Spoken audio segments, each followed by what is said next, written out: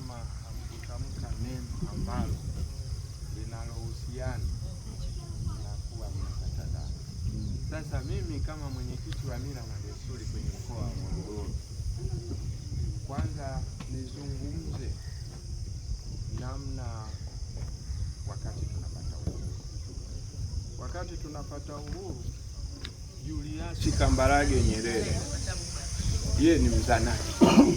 Lakini watu wengi walishangaa, Mzanaki vipi kuja Morogoro kuja kugombea ubunge wa Rediko mwaka 58, kitu ambacho hakikuwezekana.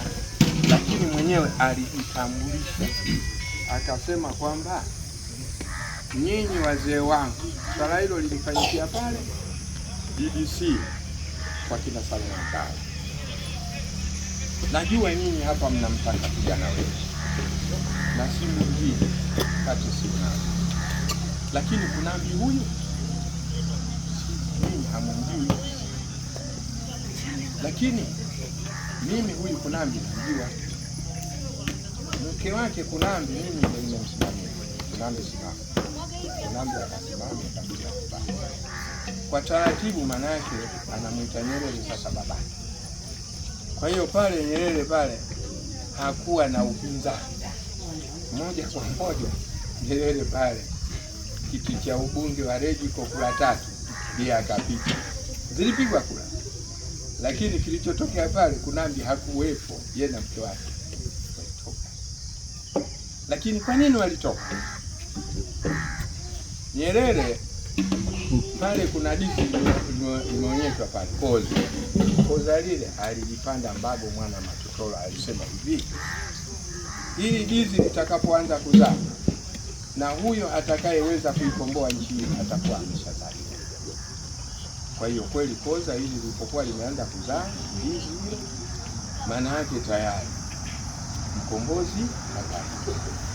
Sasa mambo yalipokuwa yameanza, wazungu walikuwa na mambo yao kwamba ilikuwa ni ngumu kuweza kumpa Mwafrika uongozi mkubwa. Ikabidi Nyerere apate misukosuko. Mwaka 57 Nyerere akaandika barua kwenda Umoja wa Mataifa. Walichokiona huko 58 ikabidi kifanyike kile kilichoonekana. Lakini tunatakiwa kula 3: Mwafrika, mzungu na Mhindi. Na jambo hili kalifanya Nyerere, lakini kalifanya kufuatana na wazee walivyokuwa wanamuongoza. Sasa hakuwa anawachukua watu ni watu, hapana, alikuwa anachukua watu rafiki zake.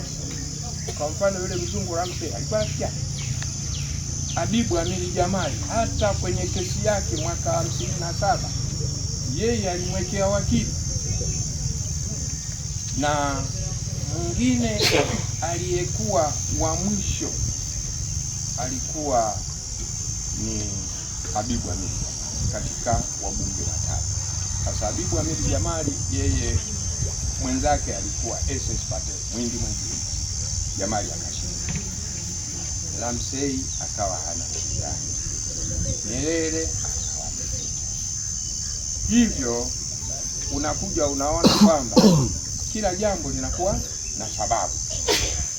Kwa hiyo Morogoro ni kitovu cha harakati za kupata uhuru.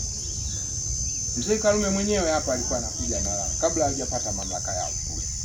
Na nyumba aliyokuwa anakuja kulala ndio nyumba nilikuwa nakaa mimi.